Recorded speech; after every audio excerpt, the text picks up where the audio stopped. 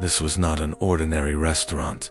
It was ruled by power and fear, owned by a woman of silence and a beast of pride. But once you stepped inside, the air itself changed. It was thick, heavy with unspoken rules and silent judgments. This place wasn't ruled by a menu or a Michelin star. It was ruled by power and fear. The owner, a woman of profound silence, observed everything from the shadows, her eyes missing nothing. But the real terror was her partner, a man they called the Beast, a creature of pure, untamed pride. True strength never needs to bully.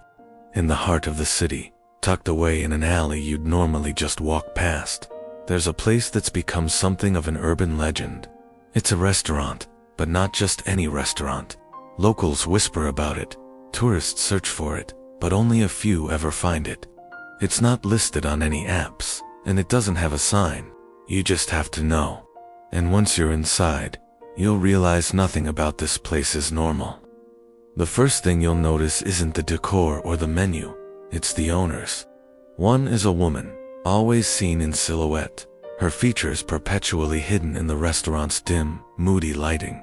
She glides between tables, a phantom host whose name no one knows. She never speaks, but her presence is powerful, commanding an air of elegant mystery that sets the tone for the entire establishment. You feel her gaze, even when you can't see her eyes. But she's not the one everyone is truly watching. Her partner is something else entirely. Towering over every patron, every table, is a massive, full-brown dinosaur. Imagine a creature from a forgotten age, not just brought back to life, but seemingly evolved. He stands on two powerful legs, but what really captures your attention are his 4 muscular arms. 4. Each one capable of effortlessly lifting heavy crates or delicately placing a single garnish on a plate. His scales have a leathery texture that seems to absorb the light, and his eyes, a deep, intelligent amber, miss nothing. He is the muscle, the enforcer, the undisputed king of this strange culinary kingdom. The air in the restaurant is thick with a silent, unspoken rule. You do not cross the dinosaur. He believes his sheer strength makes him superior, and honestly, who's going to argue with him? When he moves through the narrow aisles, customers instinctively shrink back. When he places a dish on your table with a heavy, deliberate thud, you don't complain. You just nod, your gratitude mixed with a healthy dose of fear. He never raises his voice, he doesn't have to. His silent, imposing presence is enough. He runs the kitchen, he manages the floor, and he ensures absolute order. The dynamic between the two owners is fascinating. The woman is the mind, the silent strategist. The dinosaur is the force, the raw power that keeps everything in line. Together, they've created an experience that's part fine dining, part theatrical performance, and part survival. You come for the food, which is rumored to be otherworldly, but you stay for the spectacle. You watch as he uses 2 arms to chop vegetables with lightning speed, while another stirs a giant pot, and the 4th polishes a glass to perfection. It's a ballet of brute strength and surprising dexterity. Customers sit in a state of hushed awe. Conversations are kept to a minimum, spoken in low tones. Everyone is on their best behavior. You don't send food back. You don't ask for substitutions. You eat what you're given, and you pay your bill without a word. It's an unspoken contract you agree to the moment you step through the door. This isn't just a meal. It's a test of nerve. The thrill comes from being in the presence of something so powerful and unpredictable and making it through the night. It's the most terrifying and most unforgettable dining experience in the world. And people keep coming back, drawn by the danger and the mystery. In the heart of the city, there was a restaurant unlike any other. A place where fantasy and reality simmered together in the same pot. It was run by 2 partners, a woman named Alara, whose culinary genius was the soul of the kitchen, and a dinosaur named Rex, whose sheer presence and booming voice drew crowds from every corner. But this partnership was far from equal. It was a story of cruel pride.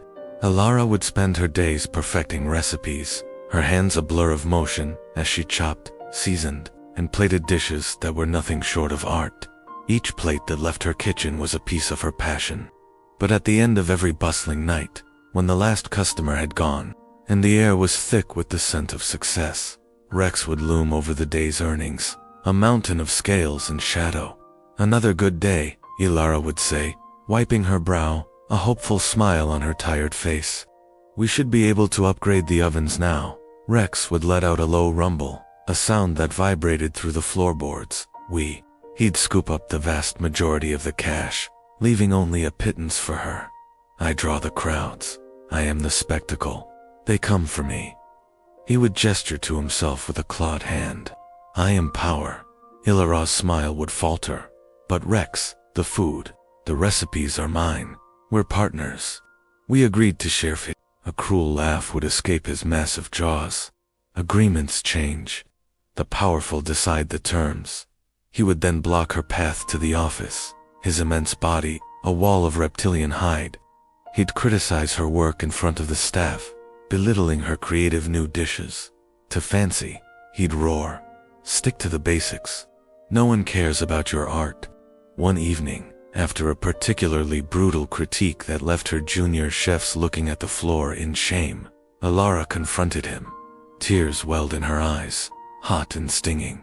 "Why?" she whispered, her voice trembling. "Why are you doing this to me? I have given everything to this place." She stood before him, small and fragile, her apron stained with the evidence of her hard work. She wasn't just begging for money. She was begging for respect, for a sliver of the dignity he stripped away daily. Rex looked down at her, his reptilian eyes cold and devoid of empathy. He saw her tears, heard the desperation in her voice. A flicker of something, perhaps a long-forgotten memory of compassion, crossed his features. But it was gone as quickly as it came, smothered by a lifetime of arrogance. His pride was a fortress, its walls too high for her pleas to ever scale. He let out another booming laugh, a sound that echoed the emptiness of his own heart. "Tears are for the weak," he snarled. "You should be grateful for what I give you." He turned and walked away, leaving her alone in the quiet restaurant, surrounded by the ghosts of their shared dream, a dream now poisoned by his cruel pride. But as Rex walked away, he didn't see the fire that began to burn behind Ilara's tears. It wasn't the fire of rage, but the quiet, intense flame of resolve. His pride had made him blind, and in his blindness, he failed to see that he wasn't just crushing a partner. Stay tuned to find out. So, grab a drink, get comfortable, and let's dive in. Imagine this, a dimly lit, high-end restaurant, the kind with white tablecloths, flickering candlelight, and the soft clinking of expensive silverware. Everything is perfect. At a corner table, a woman sits across from a man. The conversation is strained, filled with those long, uncomfortable silences. He's talking, but his words are just noise. He mentions a promotion, a new car, a vacation he's planning, all things that are supposed to sound impressive. But she isn't listening. She's watching him, really watching him, and seeing a stranger. The man she fell in love with is gone, replaced by this polished, empty shell. A single tear escapes and traces a path down her cheek. He doesn't notice, he just keeps talking. Another tear falls, then another, until her vision blurs. The disappointment is a heavy weight in her chest, a familiar ache she's carried for months, maybe even years. She feels small, invisible. Her shoulders slump, and a quiet sob escapes her lips. He finally stops talking, looking annoyed.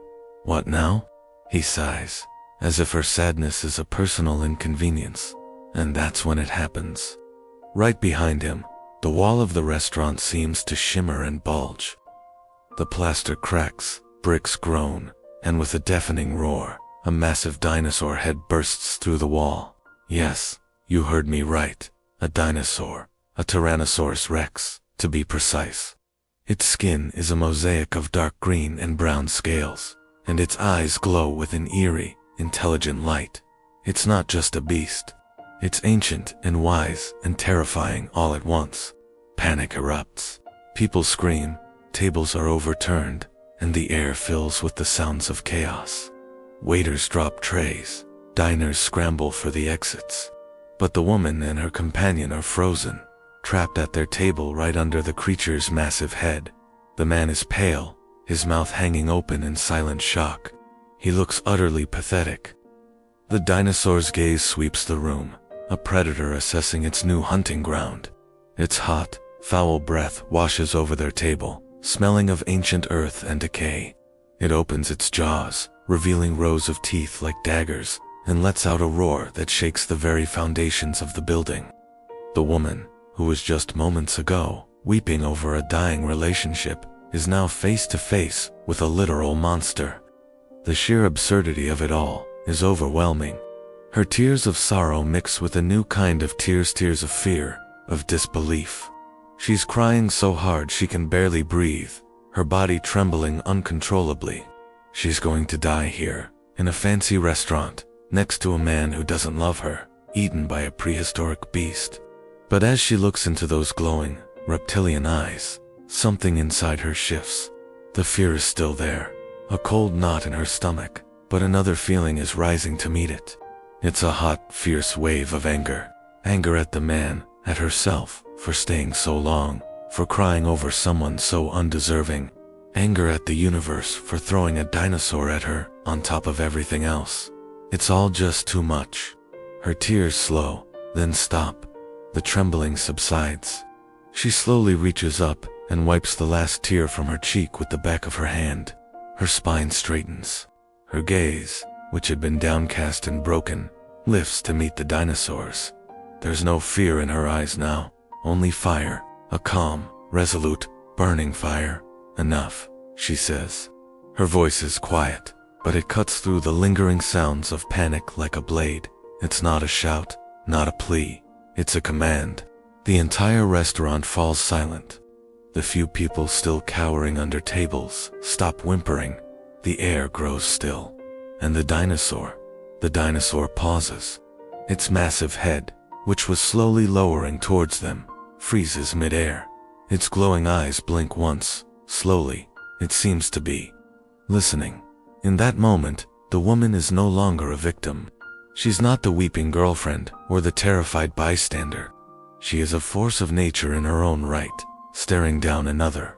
She has faced the monster of her mundane life, and now, she faces a real one, and she is not backing down. What happened? The air hung heavy, thick with tension and the smell of ozone.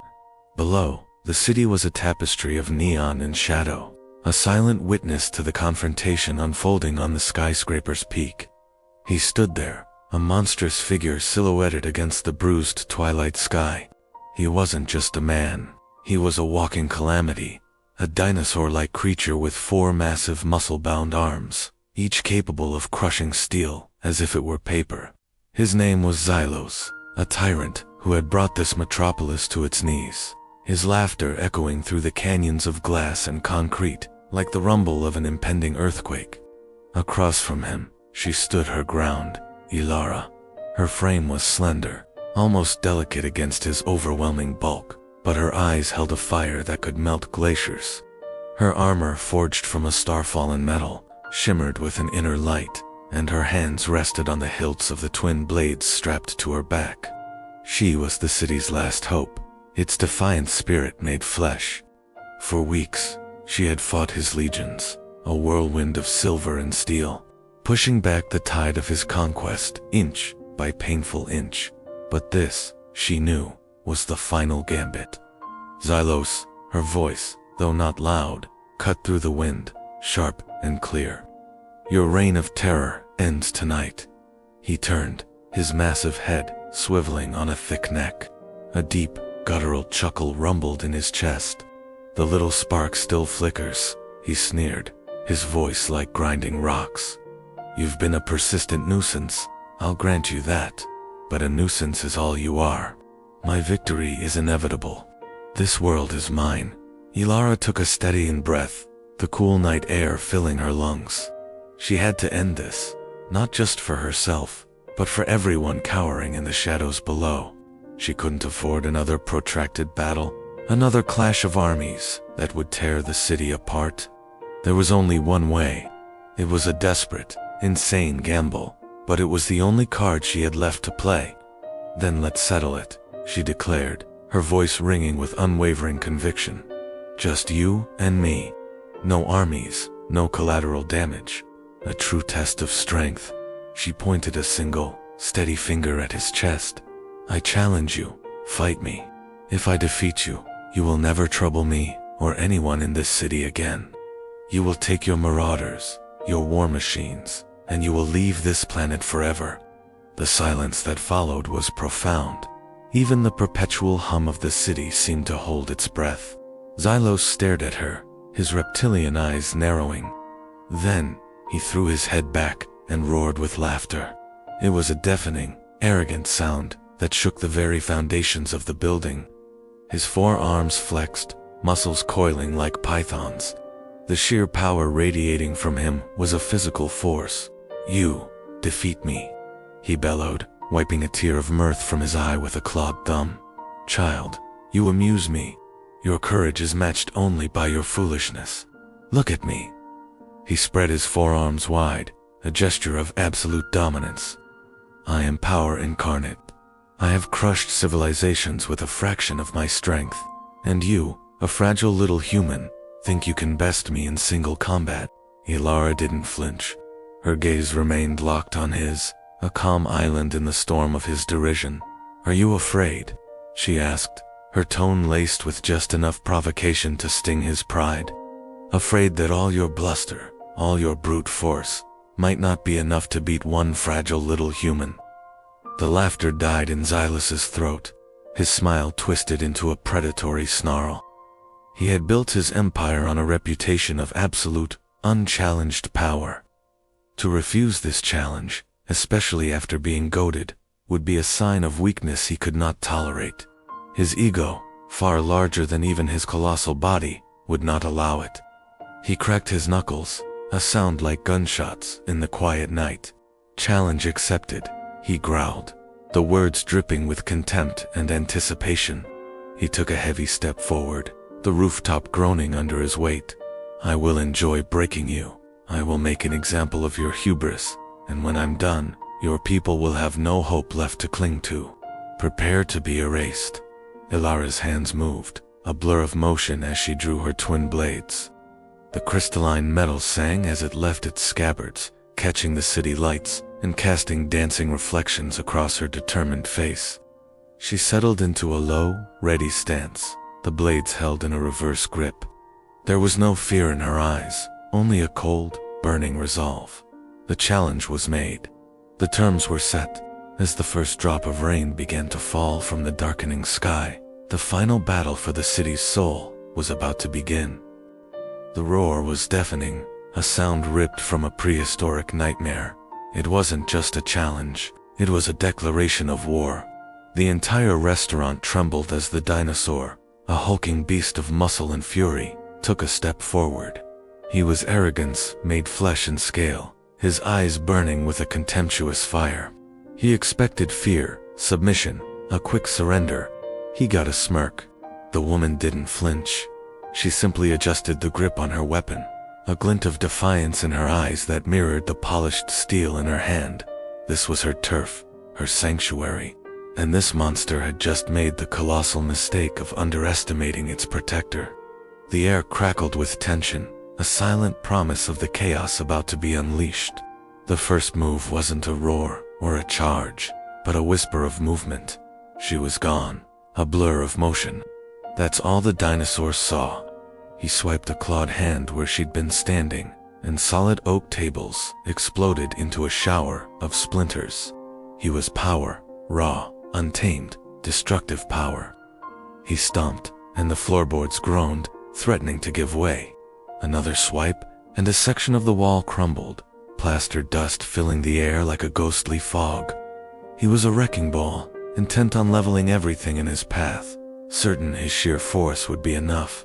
But she was like the wind, untouchable. While he was busy turning her beloved restaurant into rubble, she was studying him. Every lumbering step, every predictable swing, every roar of frustration. He was strong, yes, terrifyingly so. But he was also slow, clumsy, and blinded by his own towering pride. She danced between the falling debris, a phantom moving through the chaos he created. She wasn't just dodging, she was learning. She was formulating a plan, a symphony of strategy played out in the heart of a maelstrom. He charged. It was the move she'd been waiting for. The floor shook as tons of prehistoric rage thundered towards her. Instead of retreating, she ran right at him. For a split second, even the beast seemed confused by this suicidal bravery. At the last possible moment, she slid low, a slick, practiced move across the splinter-strewn floor. He sailed over her, his own momentum carrying him forward, unable to stop. He crashed headfirst into the reinforced kitchen wall, the impact shaking the entire building to its foundations.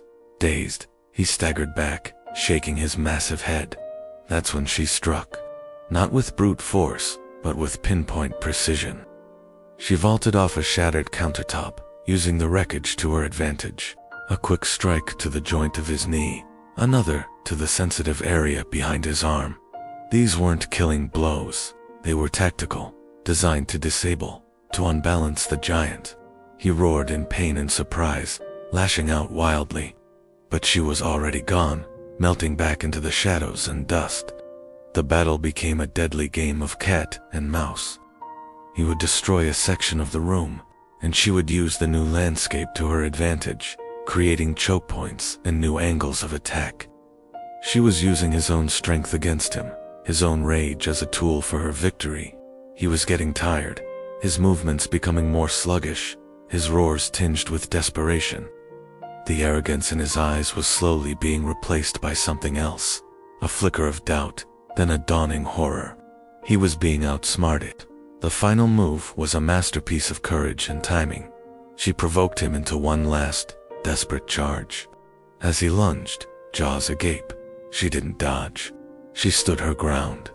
Then, with a warrior's cry, she launched herself upwards, using the dinosaur's own snout as a springboard. She flipped through the air, a graceful arc of vengeance, and landed squarely on his broad back. Before he could even register what had happened, she drove her weapon down into the thick bundle of nerves at the base of his neck. There was no blood, only a surge of energy that made the giant seize up. His muscles locked.